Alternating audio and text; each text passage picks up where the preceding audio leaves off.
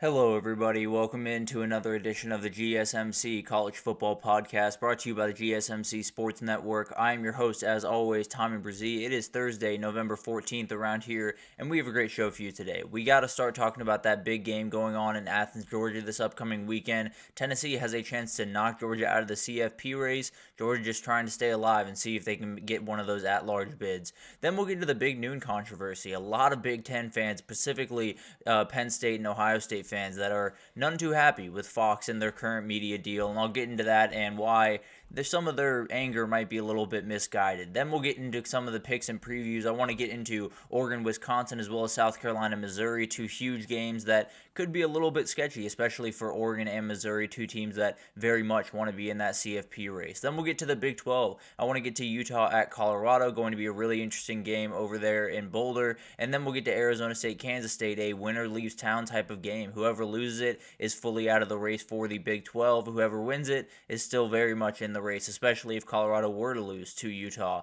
And then we'll finish it off. We'll do a little bit of a whip around. We'll get to all the top 25 games, or at least a vast majority of them, and definitely one of them that's really, really huge in the Group of 5 race for the CFP. But before we jump in, I do want to remind you all we get tons of questions and comments throughout the show, and the best way for you all to get your question on the screen, we can have a fun back and forth here, is to use that super chat. At the bottom of the chat, you'll see a little $sign. Add any question, comment you'd like there. It'll pop up on the screen, and we can have a fun back and forth here. Definitely want this to be as interactive as possible. Really, really fun time of the year, so any questions you have, definitely use that super chat, and we can definitely have a little bit of a conversation here. Also, GSMCpodcast.net, still up and running, does the exact same thing. So either one of those, please utilize that, and we can have a fun back and forth. But let's get into this huge game that's going on in Athens, Georgia this upcoming weekend. It is Tennessee, it is Georgia, and it is a game that is as big as really anyone in that rivalry. Even when you go back to 2022, it was a huge game, no doubt about it, but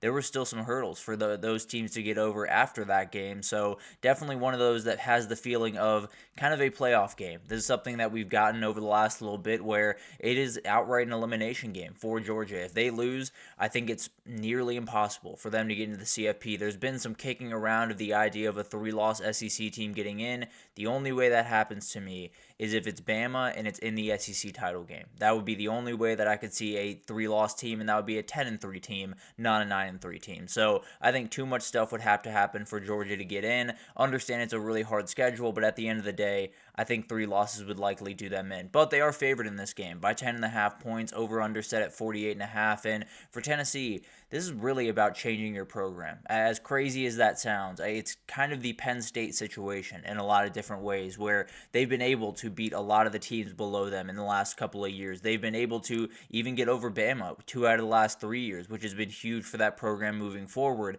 They just haven't quite gotten UGA. They just haven't quite gotten that team in red and black, and it's going to be really interesting to see, can they get this win, and then what happens after that? It could be kind of a changing of the guard of sorts in the SEC, where you have a Tennessee team that has been rising over the last couple of years, and now they're just waiting for that one big spark plug, that one thing to say, we are on the same level, we might be better than some of the other teams at the top of the SEC, and Saturday would be the time to do it. But for the CFP, it's really straightforward. If Tennessee was able to win this one, it'd be really straightforward pretty much the rest of the way. Barring some crazy upset or anything like that, it would be the winner of Texas A&M facing off against Tennessee in Atlanta.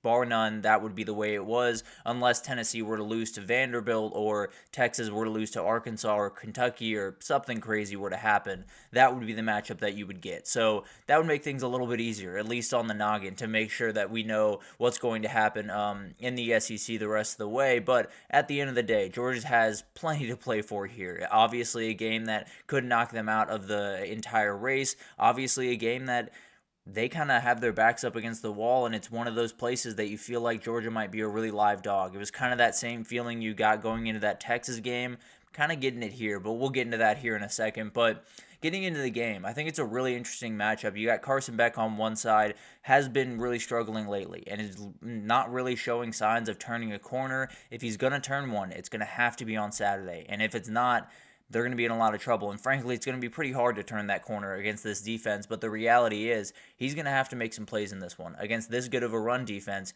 he's going to have to be the guy that's going to make a lot of these plays. And he's come up short a couple of different times. And the quarterback situation for Tennessee is getting more complicated as the week goes on. Chris Felico reported yesterday that Nico was very unlikely to go. Now others have said there's no decision made. Even others have said he should be ready to go. So I don't really know what's going to happen there. Gaston Moore is a capable quarterback. If it was in Neyland Stadium, I'd feel a lot better about Nico not playing. It being in Sanford makes me a little bit nervous about this kid. If he goes out there, if Gaston Moore is the guy that's leading them the entire way, that place is going to be on fire, and I can't imagine he's not going to struggle just a little bit with that. So definitely something to watch there. It's going to be a little bit of a battle for him to deal with that. And then despite UGA's struggles, the defense has played really good football. There's never really been a game where they've been absolutely blown out of the water defensively. There's been games where they've missed the mark here and there. I mean, Alabama was terrible to start that game, obviously. But at the end of the day, this has been a really good defense, getting better throughout the years. And frankly, I think they put on the best defensive performance of anyone the entire year when they went to Texas a couple of weeks ago. So it is in there. There is a team in there that can play at a very elite level. We just haven't seen it nearly enough, and that's the big question as we head into this one. And the run game, both offensively and defensively, huge advantage to Tennessee. Maybe defensively, not quite as much of an advantage, but you do have the leading rusher in the SEC in Dylan Sampson. You have the 12th best rushing defense in the country, and while Georgia is top 20, I believe, in run defense, they're below 100 in terms of teams in the country when it comes to rush yards per game. So they're in a really, really tough spot where that pass game is just going to have to answer questions. It's just going to have to make more plays. There can't be drops. There can't be mistakes. And there especially can't be picks from Carson Beck. So it's going to be really interesting to watch this one. It's a huge game where Tennessee can outright bury UGA and possibly turn the tide in this rivalry.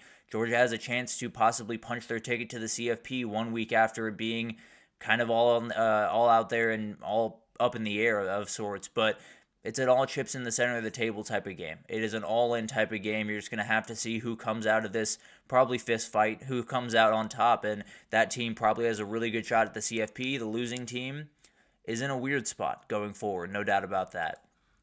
Players to watch, you got to watch Squirrel White. I think this is the game changer for Tennessee in this game because you've seen the Georgia defense. They've been absolutely incredible pretty much all year. One place where they've struggled just a little bit is when the other team has an elite slot receiver. When they have a guy that can absolutely get downfield, that can make all the gadget plays, that can do all the little things that make it really tough for you to key in on one guy. So someone like Squirrel White, where you can get him on end arounds, you can get him on jet sweeps, you can get him to going downfield and hit a couple of those big plays that you're very much going to need in this game. I think it makes it so much easier for someone like Dylan Sampson to operate against a defense that is very good, against a defense that is good at stopping the run. You're going to need to be able to spread them out, and Squirrel White's exactly how you do that. And then obviously James Pierce Jr. You just saw this offensive line for Georgia really struggle for the past couple of weeks, and now they get the best pass rusher in the country to go up against. So it's going to be a load for them to deal with. There's no doubt about that, and he's one of those guys that can just totally take over this game, a la JTT in the 2020 Ohio State-Penn State game. It could be like that on Saturday if James Pierce Jr. can really get his feet under him and totally take over this game. Oh, excuse me about that. Lawson Lucky is someone else that I think is hugely important in this game because I think for Georgia to be successful in the pass game, it's got to be some moving the pocket. It's got to be some bootlegs to tight ends. It's got to be some relatively easy things at the end of the day for Carson Beck early in this game. And then on top of that, I think he's someone that really is a matchup nightmare for a lot of different linebackers out there, for a lot of different DBs out there. If Boo Carter is going to have to end up guarding him, it's going to be a load for that guy to deal with. So I do think that Lawson Lucky, while you have, so many issues at the wide receiver position, at the running back position, I think this is a guy that could really help this offense. And when they've had really big offensive games, he's been at the center of it a lot of the time. And then you got Nazir Stackhouse, the defensive tackle for Georgia. He is someone that I think is huge for this game because if you don't at least slow down Dylan Sampson, you are not going to win this game. If he gets rolling downhill, if he can get over 100, 150 yards, you are absolutely cooked, and it's not going to be very, very close. Tennessee is going to be able to essentially bury you in this game. Now, Nazir Stackhouse in that front seven has been really good at stopping the run, so they should be up for the challenge, but it starts with that guy. It starts with the leader of that front seven, and definitely someone that needs to have one of the best games, if not the best game of the year for them to win this one. But moving to Tennessee's keys to the game, because there's quite a few of them. I think the biggest one is the pass rush just needs to be in attack mode. They have 22 sacks on the season. James Pierce Jr. has 5.5 himself, and this O-line has gave up 5 sacks last week to Ole Miss. It's a team that you can get after. It's a team, an offensive line in particular, that you can really attack and possibly get to the quarterback a couple of times. So I do think they go into attack mode and just trust the guys on the back end, especially if Georgia's going to drop some balls or miss some receivers, or Carson Beck's not going to see the hook coverage defender. It's a way you can totally change this game. And Carson Beck under pressure, very different quarterback than when he's totally clean. And then you got to hit a couple of deep plays in the pass game, whether that's Nico or Gaston Moore on the field. You have to find deep balls in this game. You have to be able to get behind the defense just a couple of times, and Georgia has shown to be prone to that a couple of times in the Alabama game. They got a couple of times during Ole Miss. It's one of those things that if you can hit 1, 2, maybe even 3 of these, you can probably open up enough run lanes for Dylan Sampson to get going, and that's the third key. It's got to be the Dylan Sampson show, especially with the uncertainty at quarterback. You need to hit those big shots, don't get me wrong, but it's got to be him. He's got to be the guy that's leading the way. He's got to be the guy that's carrying the load like he has pretty much all season. So it's going to be really interesting to see just how much Georgia keys in on that and if they're able to stop him, because no one really has been able to yet. But moving on to how Georgia gets it done, no unforced errors. Georgia has 29 drops this year. They average 6.3 penalties per game, good for 78th in the country. They've lost 3 fumbles in the last 2 games. That cannot happen. They cannot hurt themselves on Saturday, because the reality is Tennessee's going to be right there to take all your worries, all of your mistakes, and take them back for touchdowns. That's what they do. They are very good at defense. They are very opportunistic. If you allow them openings, they will take them and they will say thank you. So you're going to have to be very careful and just not beat yourself. You are plenty good enough there to where if you are playing even football, if you're not giving the ball away, if you're not having drops, if you're not having big-time penalties, you can beat this team just straight up. If you start handing them things, then things get a little bit sketchy, and then Tennessee's big-time offense can make a couple of those big-time plays that we talked about. But the other part of this is pass protection. We talked about that Tennessee pass rush. You just got to play your best game of the year. If you're this O-line, it needs to be this entire week. It needs to be as laser-focused as you ever have been this year, and it needs to be coming out there with a vengeance. You cannot play this game if your offensive line cannot block. You will not be able to get any rhythm going. You will have to fight for every single play that you get, and I promise you, it will be an ugly game from the jump for Georgia. So this offensive line needs to play the best football they've played all year, and if they don't, James Pierce Jr. and friends is totally going to feast on you. And then make Nico or Gaston, depending on who's out there, make them beat you. That's the goal of Saturday. Do everything you can to stop Dylan Sampson. Do everything you can to stop number 6. And then you'll see what happens on the back end. You have very good coverage corners. You have wide receivers on the other side that, while very talented, might not be those one-on-one beaters that a lot of other teams have had, like Ole Miss or like Texas. So I think you're in a position here like Alabama. Ryan Williams, one of the best one-on-one beaters in the entire country. So you're in a position where stop the head of the monster, cut off the head of the dragon.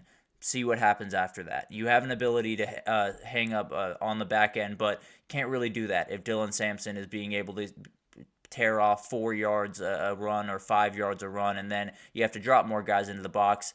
That's when Tennessee starts to beat you. So I think that's going to be a huge thing. Just make that guy beat you. And frankly, a lot of things go in Tennessee's direction in this game. A whole lot of things make me think that Tennessee is going to win this football game. I'm going to make Georgia prove it to me. I'm going to make Georgia prove me wrong and show me that they are not the normal Georgia team. I'm going to make them entirely prove it to me, because there's this thing in the back of my head that just says Kirby Smart is getting into these kids this week, that they're going to come out with their hair on fire, and that defense is going to play as good of football as they have played all year. I'll be totally honest, I don't really have a good reason for it. I can't sit here and give you a ton of stats. I can't sit here and give you a ton of reasoning for this happening. What I can say is Georgia's back is up against the wall, and no one operates better than with their back up against the wall than Kirby Smart. So I'm going to go with Georgia here. I know it might sound a little bit crazy, and when you look at the metrics, it definitely does look crazy. And Tennessee would not be surprised if they were able to go into Athens and win this game. But I'm going to make Georgia prove it to me. I'm going to make them prove that they are not the normal Georgia team, that they are not the same Kirby Smart team. And I don't think they will. I think they will win this game. I think they will really make a statement and likely will be in that 12-team field at the end of this thing. And Tennessee's hopes will be in a weird place after this game. We'll just leave it at that. But let's take our first break here, and when we come back, we got to get into this big noon kickoff controversy. There are a lot of angry fans up there in the Big Ten, and I'll tell you why some of their anger is a little bit misguided. But we'll talk about it right after this. I feel like I'm losing my mind. Is everybody in the world blind? Please, Lord, give me a sign, a sign.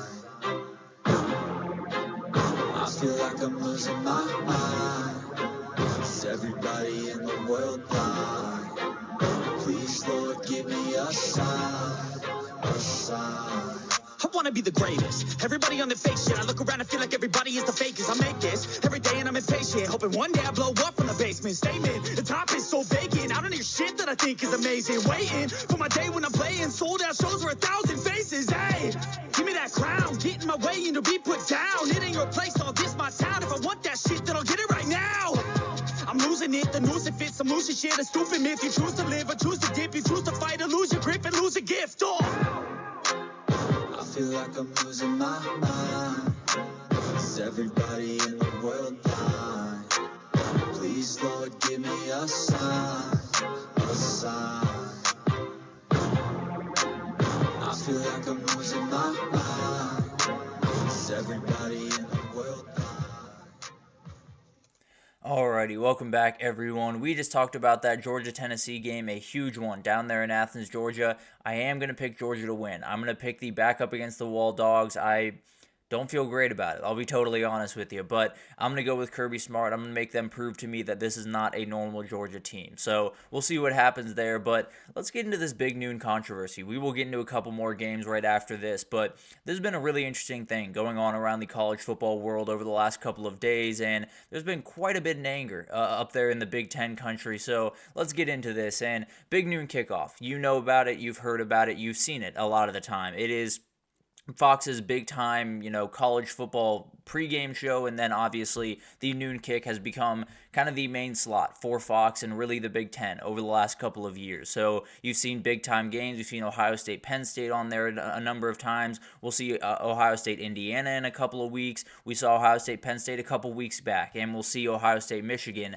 in a couple of weeks here. So obviously it is the marquee game in the Big Ten, and Big Ten fans seem to not like that very much, and it really started when Ohio State, Penn State were forced to play at noon, and the whiteout for Penn State was have to move to another slot, and that was against Washington. In that game last week, they had to play at nighttime for the whiteout. Problem was, it was on Peacock, and no disrespect to Peacock, no disrespect to NBC, the presentation left a lot to be desired. It was not quite that you're watching the whiteout, here it all is in all of its glory type of feel that you'd love to see from a whiteout production. So nothing against NBC, is just to say you're on Peacock for the whiteout doesn't quite feel right if you're a college football fan, especially if you're a Penn State fan. So that's where all of this kind of started. And then you had Ohio State kind of get in on the party. And that was what happened really this past weekend when you had Ohio State, Indiana was announced to be that noon game. You had a lot of people get a little bit upset. And it really is just more than half of the games that Ohio State will play this year are at noon, and I think their entire back half of their schedule will be at noon. So a little bit different for one of the best teams in the country, one of the biggest brands, one of the most talented teams in the country. Not playing night games is a little bit weird. The other part of this that does need to be kind of factored in here is Oregon can't play noon games pretty much all year. They can't play noon games because it's too darn early. They're not going to kick off at 9 a.m. over there in Eugene, Oregon, so you can't do it for Washington. So you can't do it for USC, and you can't do it for UCLA. That has created a little bit of a problem where it's pretty much Ohio State, Penn State, and that's about it. Indiana has helped out a little bit this year. Michigan has not. So it's been a little bit of a battle back and forth, and it also begun a little bit because, I wanted to get to a little bit different of a picture, but at the end of the day, it has begun in that different type of way because Utah, Colorado is in Boulder this weekend. It is the big noon kickoff at 10 a.m., which sounds absolutely crazy. I think it is a very bad idea, but as of right now, that is the way it's going to go down, and we'll see how all of that unfolds. Maybe that's a reason to go for Utah in that game. But at the end of the day, it is going to be really interesting to watch this. And the big problem with this isn't necessarily that noon kickoffs or, terrible or the worst thing that's ever happened, although some Penn State fans would tell you that. It's just to say, these are huge recruiting weekends. We're getting into a stretch of the season where you have huge games, huge conference games, and you have an ability to get some kids that you really want on your team to campus, have them have the full experience, really enjoy their time. A kid playing a game on a Friday night has to get all the way to a college campus at noon for a noon kickoff, has to get, say, to State College or Columbus, Ohio, coming from even Cincinnati, Ohio. It is a lot to do, and it doesn't give you that full weekend of recruiting. It doesn't give you that full experience that you would have at other universities like LSU, like Alabama, like Georgia. This upcoming weekend, they're having a lot of guys come in for that recruiting weekend, and next weekend when Indiana plays Ohio State, won't be quite as good. It will still be a lot of kids there. It still will be a huge recruiting piece for them, but it does create a recruiting disadvantage. Even in the Big Ten, it creates a recruiting disadvantage because Oregon, your big games, you're probably going to get at night. You're probably going to get in that NBC slot. Everyone else, you're probably going to get at the Fox slot, and that kind of puts you in a weird spot where Oregon, not only are they probably pushing the biggest check around, but at the end of the day, they also are getting the best slots for them to have those recruiting weekends, and all of this is a little bit ticky-tacky. I understand that, but it absolutely can have different effects on this team, on different programs, and definitely can be one of those things that really hurts you in the long run overall and could hurt this conference in the long run if they are really that mad about this Fox setup. So going to be interesting to watch, but the big question here is who's at fault for all this? There's that Colorado-Utah picture I was looking for, but who's at fault for all this is a pretty easy answer. I'll be totally honest with you. There are a lot of people mad at Fox. There's a lot of people putting anger towards Joel Klatt, putting anger towards Gus Johnson, all of the people over there. You're probably wrong to do that. This media deal was very, very specific. When the Big Ten signed it a couple of years ago, when Kevin Warren and all of his guys signed it, he's no longer there for obvious reasons. But the way that it's set up is Fox, you get the noon slot. CBS, you get the 3:30 slot. NBC, you get the 7:30 slot. That is the way it works. No matter what, no matter the week, and it does not change. And Fox tends to get the first choice every single week. So that's the reality of the situation. If you're Fox and you cannot move out of the noon slot, you're not just going to take the inferior game so everyone gets that night game. You're not just going to take, Purdue, Wisconsin so that Ohio State, Penn State can be on a totally different channel and they can get all the riches from that. So they're doing exactly what everyone else would do. They're doing exactly what everyone else would do in their scenario where you just got to take the best game, whether it's at noon, because a lot of the sentiment out there has been, we know that you'll put it at noon because we'll watch either way. Exactly. They're going to have to pick the best game because they know you're going to watch, they know that you're going to turn it on, and they need that money, and they feel like they deserve that money. So while I understand being upset at Fox, I totally get it. I totally get being understand, and somewhat the product has been a little bit lackluster this year. I totally understand that. But at the end of the day, it's a lot of just the decision makers at the Big Ten putting themselves in a position where the contract that you signed almost guarantees that you're going to have noon games that are the biggest games of the weekend. So I think it's kind of Kevin Warren's fault. I think it's kind of the Big Ten office's fault, and Tony Petitti has a chance to kind of right the ship just a little bit here.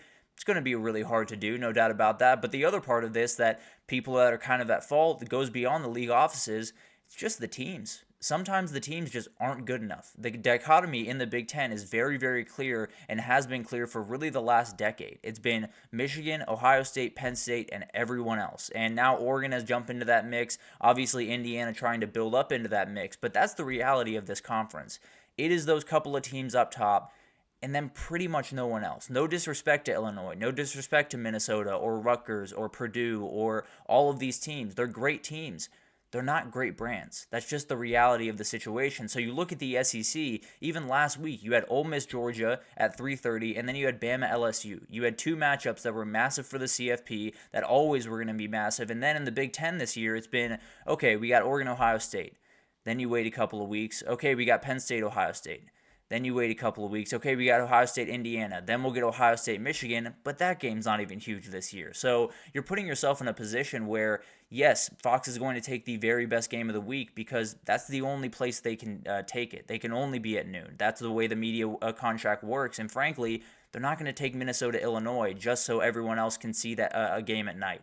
That's just never going to happen. So what does need to happen is they need to rethink this thing one way or the other. They need to find a way to move forward and sort of quote-unquote fix it, I suppose. And I think the best way to do it is really just have the TV networks rotate slots throughout the year, whether that's Fox moving to 7 p.m. one week and NBC taking the noon slot or vice versa and playing around with that a little bit. I think CBS would probably like to stay at 3:30, but who knows? Maybe there's a little bit of wiggle room there. Allow teams to rotate the first choice. Allow NBC to sometimes get the first choice of what game they're going to broadcast, not just Fox every week, as if you are going to stay at noon for Fox, then we should rotate around that a little bit because this is the only reality we have right about now. And then make a benchmark for night games for the teams in each conference, or especially in the Big Ten, because you have an Ohio State team.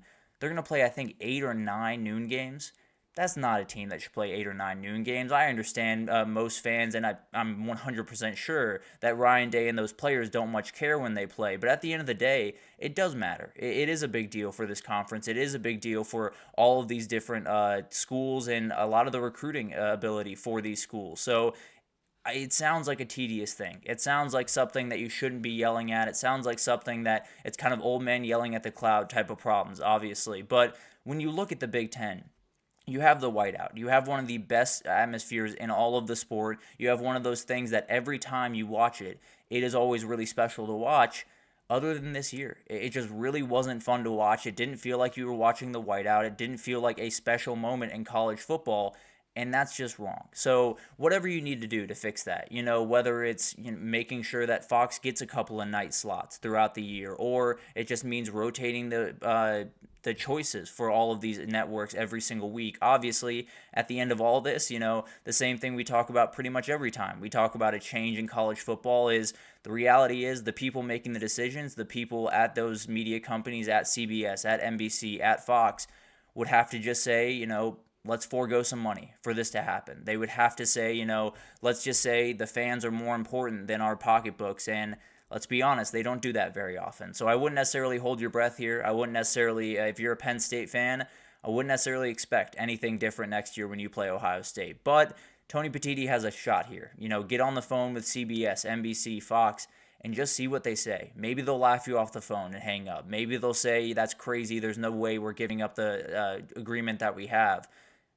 I don't know, maybe the goodness of people's hearts will come through. But the reality is, it does need to be fixed, whether it's this year or next year or the year after that. They need to find a way to get Ohio State, Penn State at night with the whiteout happening, because that's what college football is. We can't just have all of the night games, all of the marquee night games at the very least, be that LSU, Alabama, be the Tennessee, Georgia, be all the games in the SEC, because then it's going to reinforce what the SEC already is, which is kind of pulling away from a lot of different people. So it's going to be interesting to watch all of this unfold, and obviously hope to see more night games in the Big Ten coming forward, at least more elite night games coming forward. And that's the job of a lot of people. It's the job of Tony Petitti. It's the job of the media companies. It's the job of the teams themselves, just playing a little bit better football. But at the end of the day, we'll see what happens in the next coming years, and I'm sure one way or another, we will still have a couple of Penn State and Ohio State fans none too happy with Fox. But we'll figure it out in time, and we'll take our second break here. And when we come back, we got to break down a couple of big-time games this upcoming weekend. I think Oregon at Wisconsin is a little bit of a sketchy spot for Oregon. And then South Carolina, Missouri, technically an elimination game in the CFP, but could outright be not important. But I'll break it down right after this. Looking for your daily fix of sports talk without having to pay for it? GSMC Sports Network is available on YouTube. Just search GSMC Sports Network. Get your fix of daily sports talk shows on YouTube, absolutely free. NFL, college football, NBA, MLB, MMA, UFC, fantasy football, and so much more. GSMC Sports Network has shows running all day long, with new sports shows starting every 2 hours. Just like on your favorite cable sports channel, except GSMC Sports Network is absolutely free. Just search GSMC Sports Network on YouTube to catch one of your new favorite shows, like the GSMC College Football Podcast, Chip Shot Football Podcast, Hoops and Heels Women's Sports Podcast, GSMC Basketball Podcast, and so many more. Check it out for yourself. GSMC Sports Network, now available on YouTube absolutely free. Search GSMC Sports Network on YouTube right now. Alrighty, welcome back, everyone. We just talked about, We just talked about that Big Noon controversy that is kind of sweeping around the Big Ten right about now. I'm sure it's something that will likely be yelled about for quite some time, and I'll leave it at that for the time being. We'll update you if there's any good updates to be had there, but let's get into some big game picks. And I think that Oregon-Wisconsin game, it is the biggest game in the Big Ten this week, and it is at night, so that's the good news for Big Ten fans out there. But the not good news is that is your best game of the week. So another example of why you got some work to do, let's just put it that way, with some of the teams in that conference. But at the end of the day, I do think it's a really interesting game. And then Mizzou, South Carolina is just one that could have all the implications in the world, could not mean anything at the end of the day. But we'll get to that here in a second. Let's start with that Oregon-Wisconsin game over there in Camp Randall. And this is a very, very interesting one. It could outright send Oregon to the Big Ten championship. They win this one, they can still afford a loss in that last game of the year against Washington. They don't want to lose that game for obvious reasons, but at the end of the day, they can afford a loss there and still find their way to Indy. So a win here gets them into Indy, probably sets them up for a rematch, maybe against Ohio State. Maybe they'll get Indiana for the first time this year, depending on what happens in that game next week. But it is a really interesting one. This is the third time that they have gone on the road to a new Big Ten stadium. First time was a Friday night in West Lafayette.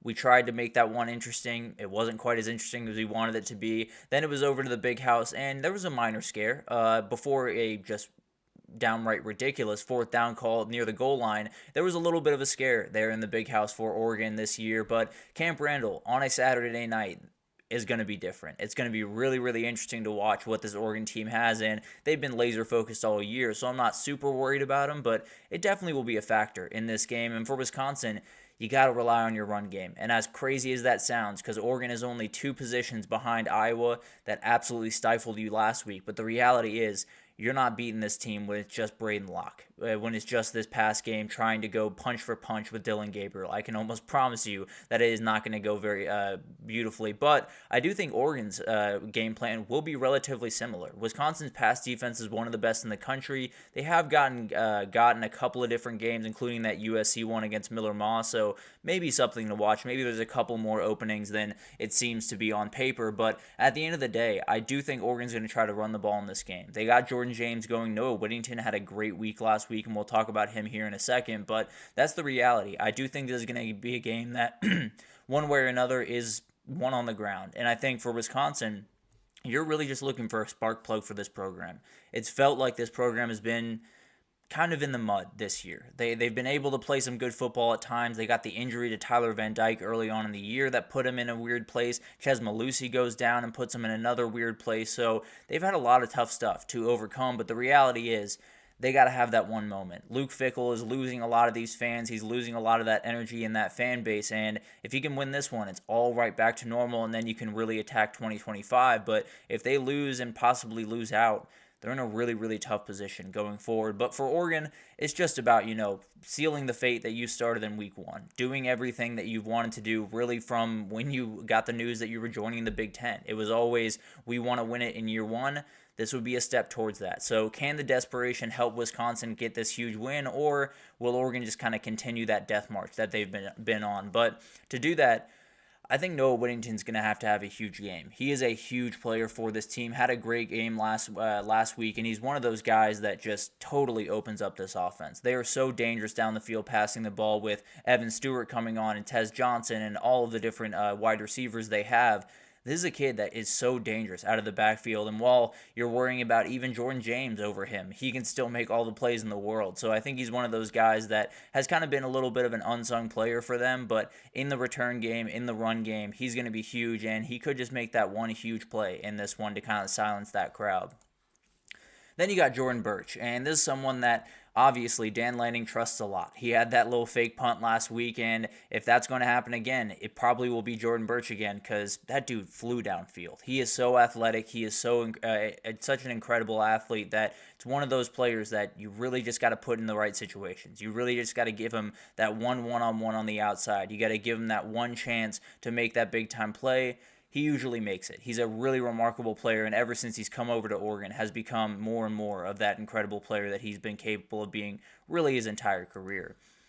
And then CJ Williams on the other side, I stand pat in thinking that this is your best physical matchup when you play these elite teams across the country. He's about 6'3", over 200 pounds, a very physical receiver, and when you have guys like Jabbar Muhammad on the other side, you need someone that can just physically match up. You have players on this team. You have Will Pauling. You have a lot of guys that can make plays.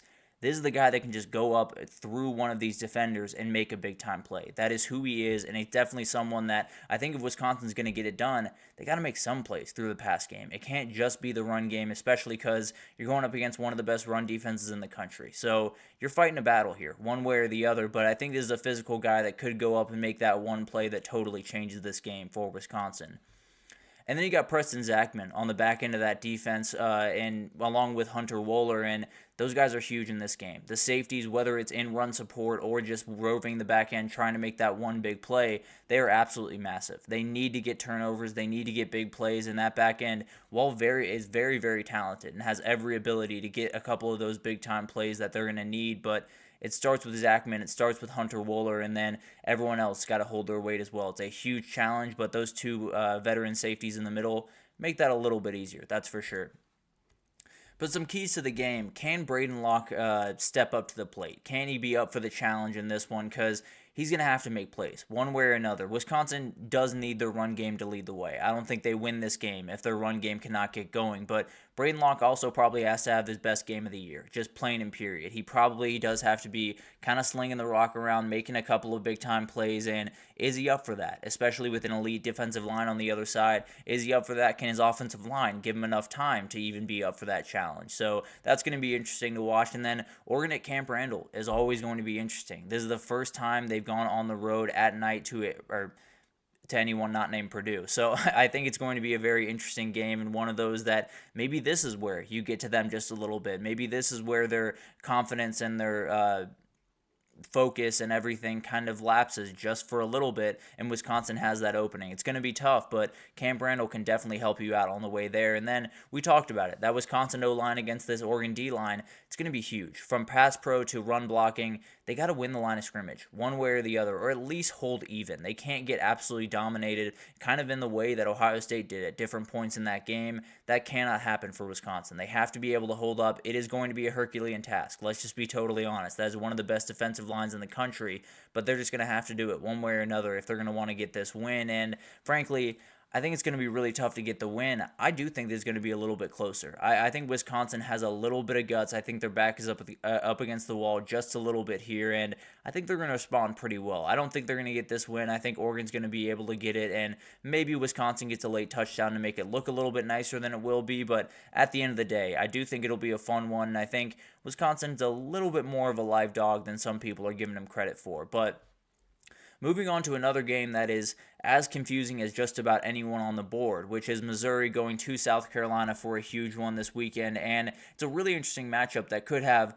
tons of consequences or none at all. And the reality is, if Missouri were to win out, they could not be in. If South Carolina were to win out, they could not even be close to be in. And I would be very surprised if they were in the CFP if they win out.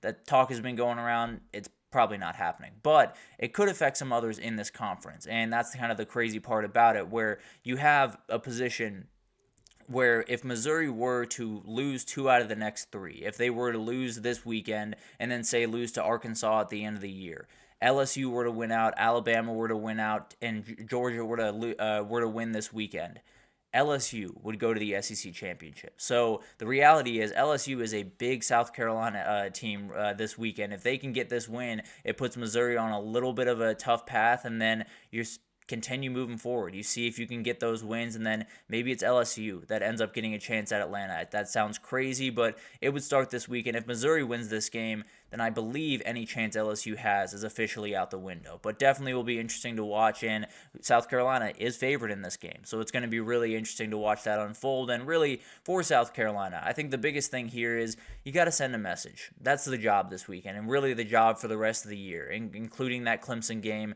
You got to win by a lot. You got to win by 21 points. You got to win by 20 next week. You got to win by 20 against Clemson.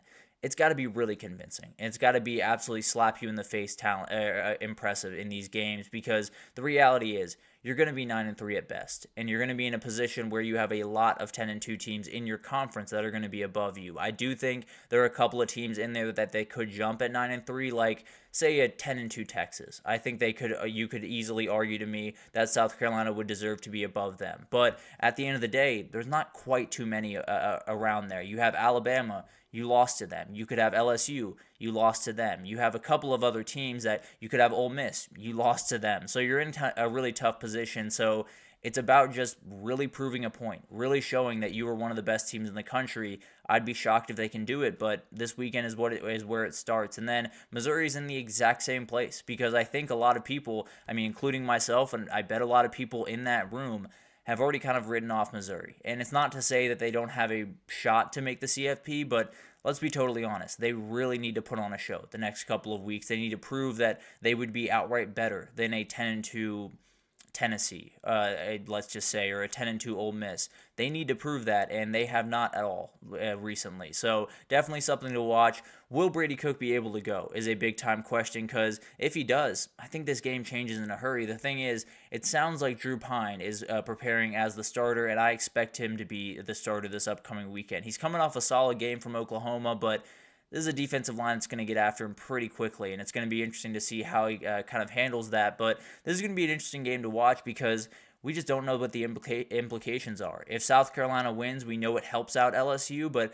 LSU still got to handle their business. So if they lose, then it won't matter at all, really. If Missouri were to win out, maybe they get in, and maybe craziness happens above them. But at the end of the day, you're looking at this game, and it looks like a really big ranked matchup, and maybe at the end of the day, it's a blip on the radar, but it could be a huge game. So it's kind of a fun one to break down. But players to watch, I think Marcus Carroll for Missouri is huge in this game. You know that you don't have the quarterback. You know you don't have necessarily the quarterback run game that you would have with Brady Cook. It's got to be these running backs. It's got to be Marcus Carroll. It's got to be Nate Noel. And Marcus Carroll is the guy that can kind of abuse some people when he's running through holes, and I think he's going to be huge in this game just to get a little bit of that wear-down effect on the South Carolina defense. That's probably the only way you're going to be able to slow down this defensive front. And then the linebacker Tristan Newsome, I think, is massive. He had a sack and 2.5 tackles for loss last week, and I think he's one of those players that just totally makes everything on that defense just go. It makes it so much easier to handle everything that's thrown at you. And you look at the South Carolina run game, it's all about misdirection. It's all about Lenore Sellers making that one read and then getting out on the edge. You're going to be chasing that guy a lot on Saturday, and you're going to have to make a couple of plays in open field, and even against this guy. And he's really hard to get down. Rocket Sanders is one of the most physical running backs in the entire SEC, really in the entire country, and him along with Lenore Sellers has made for one of the most lethal running attacks in the entire country this year. So Missouri has a huge challenge in front of them. If they let Rocket Sanders get going, it's going to be a really long day at the office for the Tigers. And then you got Tonka Hemingway in the middle of that defense for South Carolina. I think he's a guy that is just so athletic. He's so versatile. He can do so many different things. He can rush the passer. But at the end of the day, I think the job for him is just to run stop on Saturday. I think if you're South Carolina and you can say, without a doubt, we can stop the run no matter what, you're going to win this football game. There's no way that Drew Pine's going to go out there and outright win a football game in South Carolina Stadium. That's just not going to happen. So if you're able to stop the run with Tonka Hemingway and a lot of these defensive tackles, you're going to have a lot of success, especially when you can drop guys back into coverage, because that's when Nick Emenwari or Kilgore or some of these players on the back end make that big-time play and totally change this one. But some keys to this game. Missouri's pass pro has to be perfect, just plain simple. It has to be perfect. These pass rushers for South Carolina are just too talented. They're just too scary, and especially with your backup quarterback, if you're going to allow him to get home a couple of times,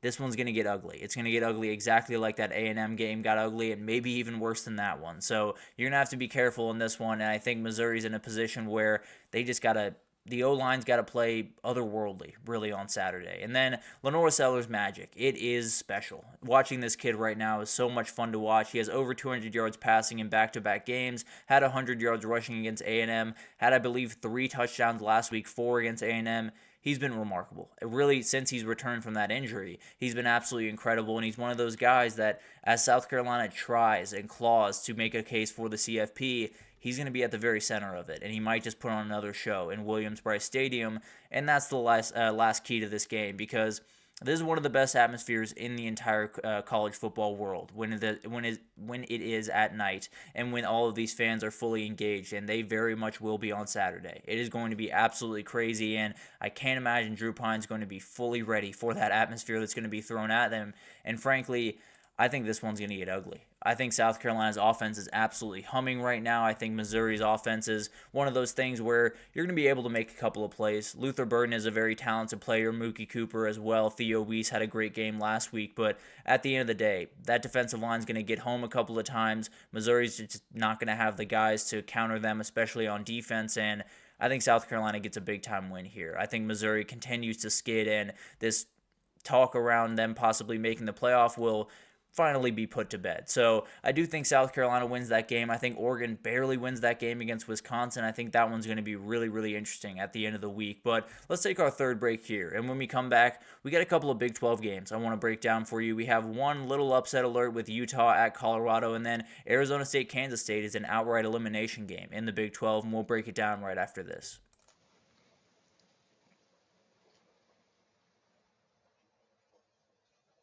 For the best and latest podcasts available anywhere, go to the podcast app on your cell phone and type in GSMC to access free content-rich podcasts on health and wellness, book reviews, sports, entertainment, relationships, social media, movies, technology, finance, and even weird news. Subscribe and download the GSMC Podcast Network's family of shows, available everywhere podcasts are found.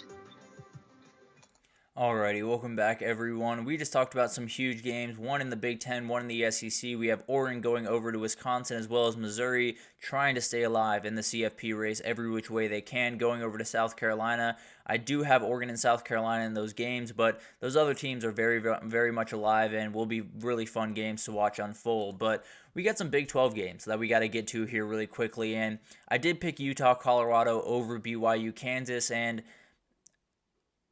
I'm conflicted about it. I fought myself quite a bit on this one, but I do think that game up there in Boulder is a really interesting one to break down, so let's go ahead and get into it. And I think the biggest thing here is Colorado is just looking for that next physical win is the best way that I can describe it, because they've been so good all year at stepping up to the plate every time they need to up their physicality, every time they need to, meet a team where they are and, return a punch that a team has given them.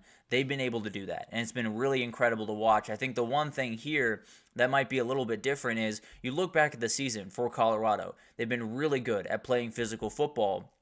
The two teams that have gotten them in those categories have been Nebraska and Kansas State. The two teams that have beaten them, those are the two most physical teams they've played, without a doubt. And Utah is right up with that group. So that's the big-time question here. Is there a threshold, I suppose, in the Colorado world where we can handle this level of physicality, but the second you go a little bit over that, becomes a little bit too much for us? It'll be interesting to watch if they've been able to develop that throughout the year, and obviously they've become more physical throughout the year, no doubt about that. They've been much better than they were in the Nebraska game, but at the end of the day, that Kansas State game still showed us that it can happen. They can get gashed on the ground. They can get pushed around just a little bit still, and maybe Utah's a team that can do that. And I think the big thing here is Utah is the top 25 pass defense in the country, allowing under 200 yards per game. Now, the Colorado pass game doesn't much care about that. They've been really, really good regardless of how good the defense is on the other side, but a huge reason for that is the edge rushers that they have. Logan Fano is an absolute beast. Van Fillinger has 6 sacks on the year,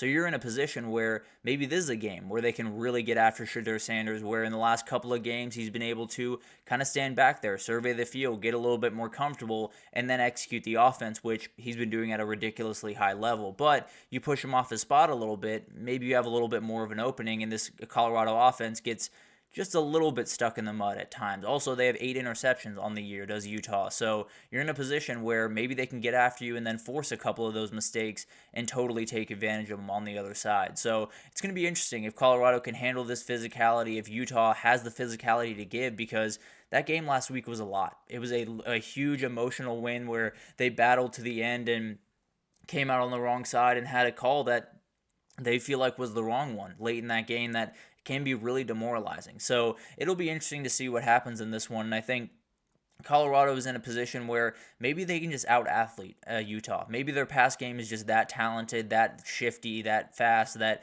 it's going to be just too much for Utah to keep up with. For Utah, this is a Micah Bernard game. One way or the other, he's going to have to lead you to victory here because the uncertainty at quarterback is huge. Brandon Rose is out for the season. So you're just going to have to figure it out at that quarterback position. I think it will be Isaac Wilson kicking back over under center, but the reality is it wasn't all that pretty of football when he was out there earlier in the year. So they're going to need to run the football and take the air out of the ball, and that's just the reality whenever you play Colorado, really, but especially with the Utah situation at quarterback. But more than anything, this is the moment for Kansas.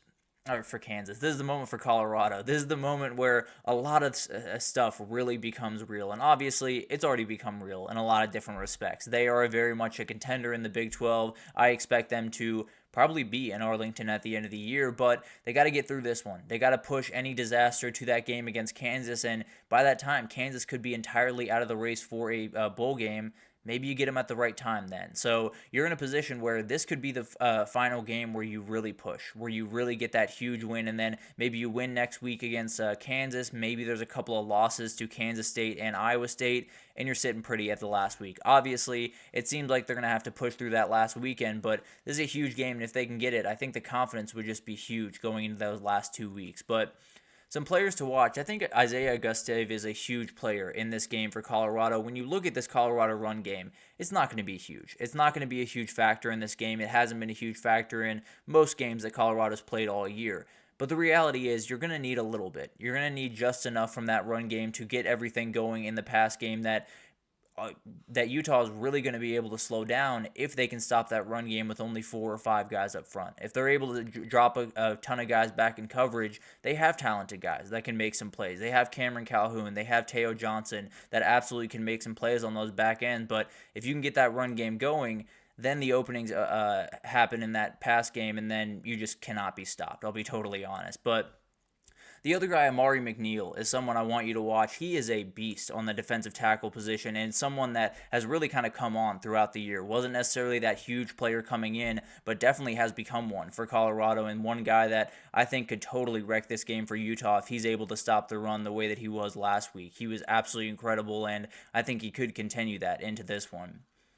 And then you got Dorian Singer. Whenever you have a quarterback position problem, whenever you have a couple of different guys kind of flying in and out of that position, you need one guy. You need a guy where they can just say, I'm going to find number 3, I'm going to find his number, and I'm just going to throw that ball up, because he is a very talented player. He is, outside of probably Travis Hunter, he's probably the most talented wide receiver on the field on Saturday. So it's going to be really awesome to watch him go to battle with probably Travis Hunter on the defensive side, and we'll see what happens there. But I think when you have a quarterback problem, sometimes you just need that wide receiver to take over, and Dorian Singer would be that guy.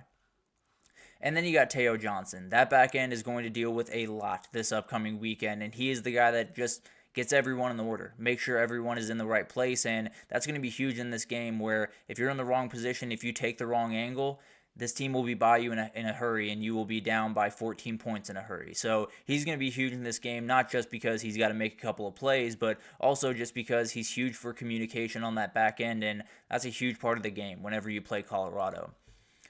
Some keys to the game. Colorado's comfort is really just a key to the game the rest of the year for Colorado. They're going to have to find a way to just keep their cool, just keep their calm throughout this, because every single time they get closer and closer to the goal, they get closer and closer to the sun, the job gets harder. That's just the reality of every situation across college football. A lot of people are feeling that right now. Really, at every big school, every school that is in the hunt, they're feeling it right now. And especially with Colorado, you know that one loss could do you in this year.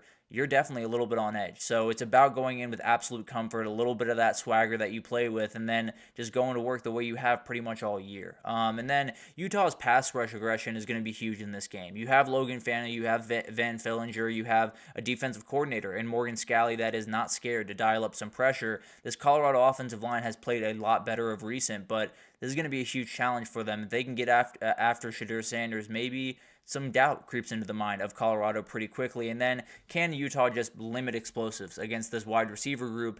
It's been really, really hard to. Regardless of what defense they're playing, they are capable of making those big plays downfield. But the best way for Utah to get this one done, make this low scoring, make this a running game, make this a defensive affair, and then I think they have a real shot in this game. But can they do that? I'd be a little bit surprised. I'll be totally honest. I think this one gets a little bit ugly, and I think it's just the reality of Utah played a game last week that's just too much. It was so much energy, so much aggression, so much of their emotional and physical energy was put towards that game that I can't imagine that going on the road to a team that is so talented, so fast, that puts so much stress on your defense is going to be a winning formula. So I'm going to go with Colorado here. I'm going to go with them to win pretty comfortably here. I like Colorado, and I think they continue that march at least into next week when they play Kansas. That could be coming off another big win. That we'll get to that game here in a second. But moving forward, we got a huge game to talk about. Arizona State, Kansas State. It's an elimination game in the Big 12. As crazy as that sounds, Arizona State has found their way back into the Big 12 race. And let's break it down real quick, because it's always crazy with all these tiebreakers. But they would be in the mix for the Big 12 title with a win. If Colorado were to lose one more and Kansas State were to beat Iowa State at the end of the year, that would be the team that would get into the Big 12 championship. So not all that far-fetched. Obviously, Kansas State would have to win on the road, which they haven't quite done very much all this year, and Colorado would have to lose one more, but it's not necessarily all out of the realm of possibility, especially in a conference like that. So Arizona State has fought their way back in, and now they got to go up against Kansas State, and it's going to be a heavyweight bout. These two teams are going to throw absolute haymakers one way or the other. Kansas State top 20 in run defense and offense. Arizona State top 30 in both categories. It's going to be a slugfest, one way or the other. They're going to get after each other, and maybe it just comes down to who can make plays with his arm. Is it Avery Johnson? Is it Sam Levitt? It might just be as simple as that. But the problem is for Arizona State, if they are going to get into a ground and pound type game, just whoever can run the ball more effectively, the status of Cam Scadaboo is a little bit up in the air. Now, it sounds like unless something changes, the way that Kenny Dillingham put it, he should be in this game and should be ready to roll. How close to 100% is he? Because he's going to get stuck a couple of times. Desmond Purnell is not shy about hitting you pretty aggressively. So that's the question here. You know, is he fully 100% if he gets hit on the shoulder in a weird way? If he goes down in a weird way? Does that create a little bit of confusion in that running back room? And then can Kansas State kind of pull away in this game just a little bit? And on the other side, just for fun, you have another top running back in the conference in DJ Giddens. You have Avery Johnson. You have Dylan Edwards. So it's going to be really, really fun to watch. And when it comes to run blocking, if you are an offensive line nerd, if you absolutely love offensive line play, go ahead and watch this game. They're going to be getting after each other, and there is going to be a couple of slabs. There's going to be a couple of pancakes, and it's going to be really, really fun to watch. No doubt about that. But the reality is, for Avery Johnson, he's had kind of an up and down year. He's been a little bit all over the place. He's had one game where he looks like a world beater. He looks like the guy that we expected to get this year with Will Howard moving on to Ohio State. Felt like he was really primed for a huge year. It's looked at like that at different moments this year. And then in other moments, it's looked downright terrible. It's looked a little bit all over the place. He's missed a lot of open receivers. He's thrown some picks, which it's not necessarily the strength of his game, the pass game. So it's something they're going to have to work around, no doubt about that. But the reality is, he's going to have to make some big-time plays in this game, whether it's with his arm. Well, it is going to have to be with his arm at some point, but with his legs, with his arm, he's going to have to, in some ways, take over this one. And the fun thing about this game is it is an elimination game one way or the other. If Colorado lost early in this game, it could just be an outright play-in game. Whoever wins this one, it could be that you're in a really, really good place, especially if Iowa State falls again to Cincinnati. Everything's on the table for this game, and it could just be an outright elimination game for the Big 12 championship, and we might know by going into it. It's going to be really, really fun to watch this one unfold, but we talked about the past game. Jordan Tyson's really the only guy for Arizona State. He is such a physical, big-time receiver that when you look at this Arizona State roster, their second leading receiver is Cam Scadaboo. So they're going to have to get Jordan Tyson involved. They're going to have to get him involved pretty quickly and pretty consistently, and this Kansas State back end can be taken advantage of. They have a couple of good corners that can make some plays, but overall, they are a unit that can be taken advantage of, and Sam Leavitt is starting to play a little bit better football, throwing the ball downfield. So maybe this is a game where Jordan Tyson totally comes out of nowhere and takes over.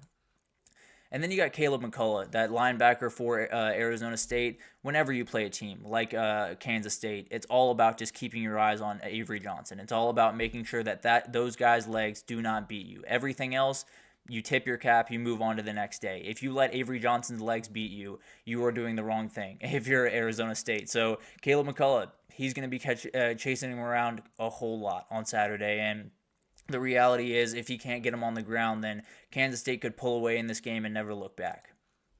And then Keegan Johnson, the wide receiver on the other side, I think is going to be huge in this game. When you have a game like this that is really all ground and pound, really all aggression, and you do have Jace Brown also in this wide receiver group, sometimes it just comes down to that one third down conversion. Sometimes it just comes down to that one catch that you absolutely need, and number 10's really good at getting that catch. He's a very, very talented player and one of those guys that it seems like more and more Avery Johnson's kind of looking to him to kind of be the quote-unquote security blanket for this offense, and I think that big third down conversion could be where this game is won.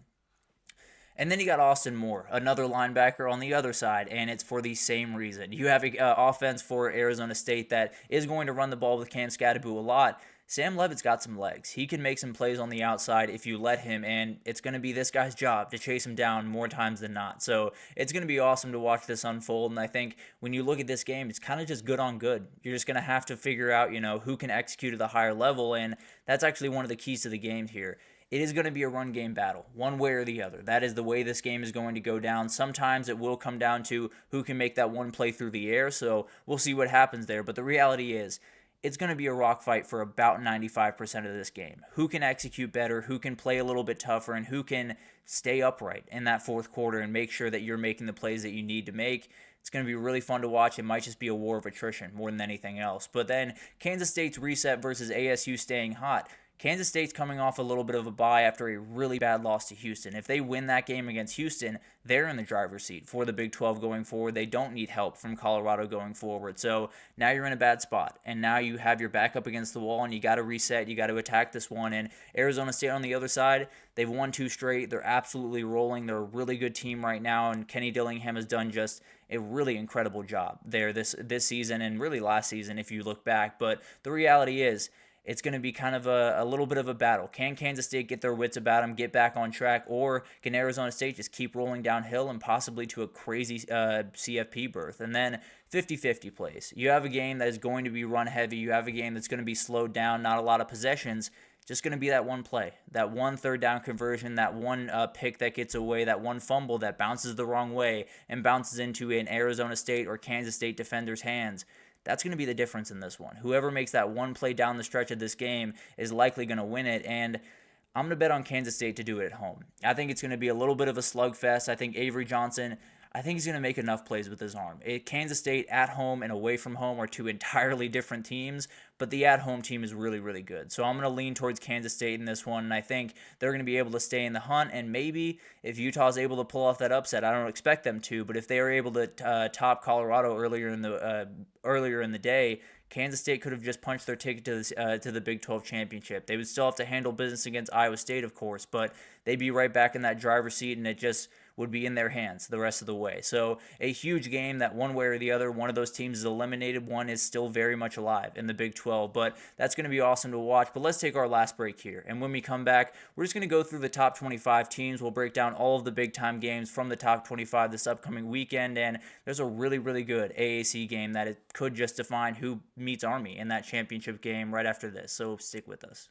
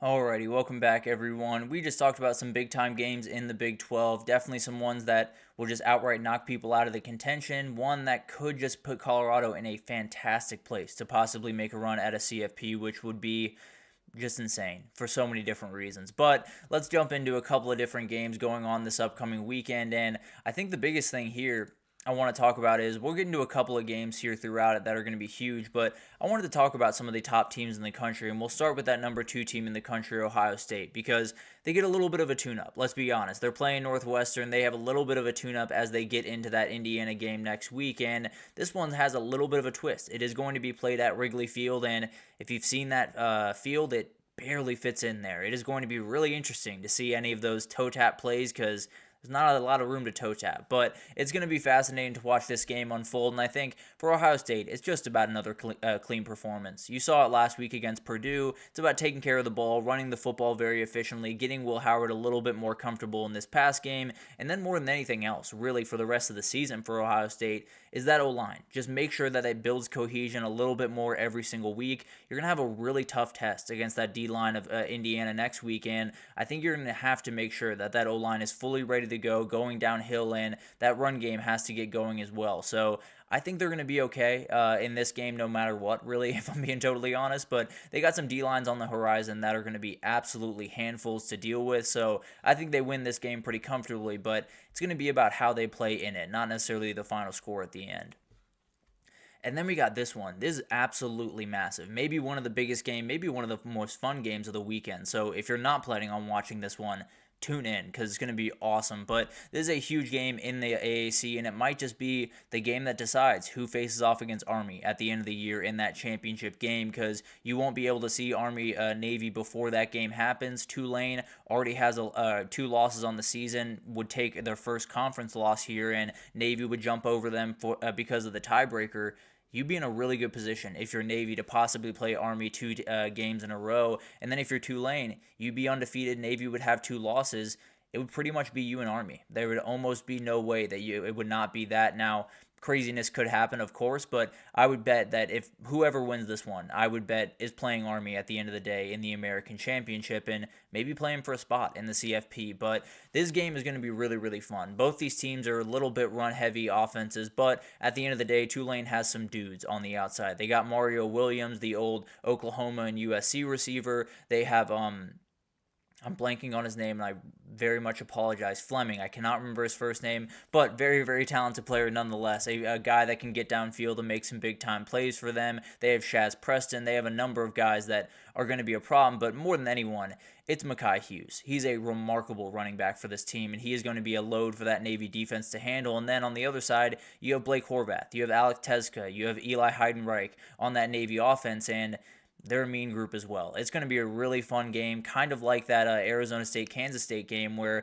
they're going to run the ball. It's just about execution at the end of the day. I think Tulane is one of those teams that I think it's just going to be really tough for Navy to keep up offensively. Now, the Tulane defense can be had, so maybe this is just a shootout game where they go totally back and forth all day, but I'm going to give Tulane in this one. I have said it on here before. I think Tulane's the best team in the group of 5 right now, and I think they're going to prove it on Saturday. I think they will go to the American Championship and at least still have that shot at the CFP.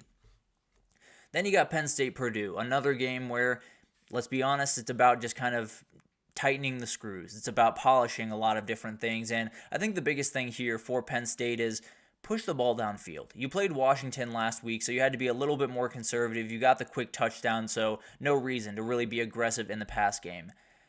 Beat this team by 70 points. Be really aggressive pretty much all game. Let Drew Aller push the ball downfield. Let Drew Aller test out a couple of the things that one way or another, he's going to have to make those plays. One way or another, your wide receivers are going to have to make those plays because we just saw the rankings come out yesterday or 2 days ago.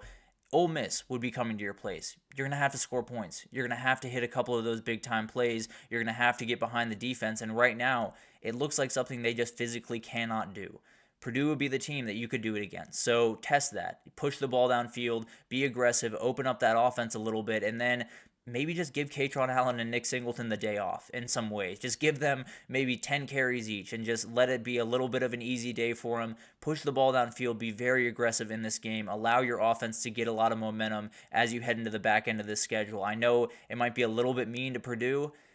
It's just something you got to do, because at some point you're going to have to make those plays through the air, and if you're not ready to make them, you're in a really bad spot. And honestly, more than anything else in this game, if there's any hesitation from Penn State, if there's any worry, if there's any missing, really, in this entire game, you got to be a little bit nervous. But give me Penn State, give them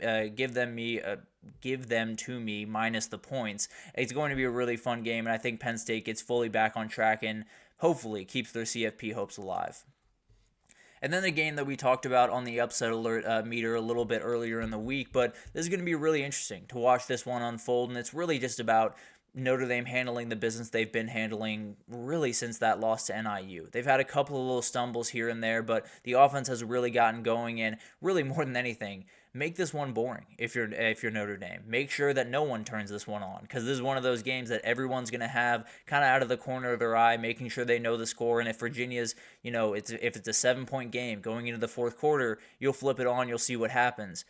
Make sure that people never flip it on. That's the goal in this game for Notre Dame. Run the ball, be very aggressive on the ground, and then take your shots when you need them, because kind of like Penn State, you're going to need to make a couple of those plays in some big-time games, maybe probably even against Army next week. You're going to have to make a couple of those big-time plays through the air, so continue to build that confidence with Riley Leonard. But more than anything else, just Virginia is one of the worst teams in the country defending the pass, so you can be a little bit more aggressive. You can push the ball a little bit more. You can maybe be a little bit more risky than you would normally be, and especially against a team that is probably going to need about 2 or 3 turnovers to win this game. You can be a little bit more aggressive. You can be a little bit more out there, and I very much want them to be, because I think they're in a position where right now it's about making a statement. It's about style points in a way. You have an 11-1 Notre Dame with a loss to NIU. You have a 10-2 Tennessee with a loss to Georgia as their most recent one.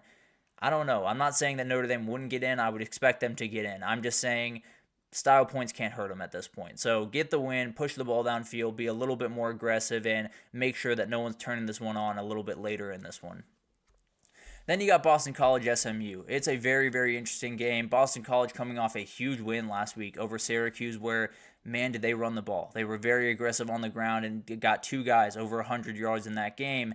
SMU coming off a bye and almost been gifted an ACC title berth on a silver platter. Now, they do need to win this game, but if they do, they punch their ticket to Charlotte in their very first year. They only have one more conference game coming up, and they're 1 game up on everyone. So they're in a position where they can lose 1 game and still be okay. They win this one, SMU will be going to Charlotte for the ACC championship. So it's going to be really interesting to watch. And SMU, since Kevin Jennings took over, has just been a different team. The only game that they scored under 30 was Duke, which they scored 28 points, and they gave away the ball 6 times. That is probably not going to happen in this game. It definitely didn't happen against Pitt, because they beat Pitt. Miami lost on the bye week, and now the world is theirs. Now they have all the opening in the world to possibly take this conference by storm and win it in its very first year and make some Clemson Florida State fans feel a little bit stupid for wanting to kick this team out. But the reality is, it's going to be really interesting to watch this one. The SMU run defense, one of the very best in the country. And Boston College, with all of the craziness going on around Thomas Castellanos, he has left the program. He is going to enter the portal after being benched last week. It is going to be Grayson James at quarterback. They're going to run the ball, and they're going to do it a whole lot. And if you have a top 10 run defense on the other side, I'm going to take SMU. I'm going to take SMU to win this one, punch their ticket to Charlotte, and really take a lot of people by surprise. Not so much myself, if you want to look back at my ACC predictions, but at the end of the day, a really, really talented team, and one where this could be a historic Saturday for SMU.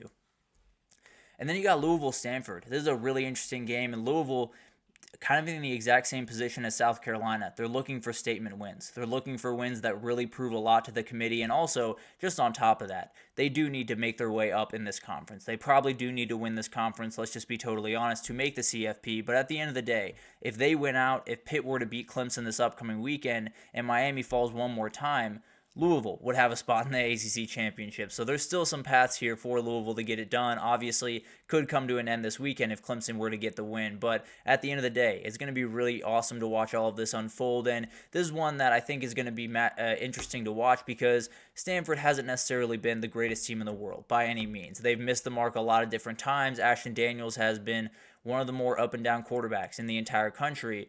Thing is, they were able to catch lightning in a bottle when they played Syracuse earlier in the year, and maybe they're able to do it here. That was a really potent passing attack from Syracuse at the time, and they were able to pretty much slow it down. Maybe they can do the same thing to Louisville and put them in a really bad spot.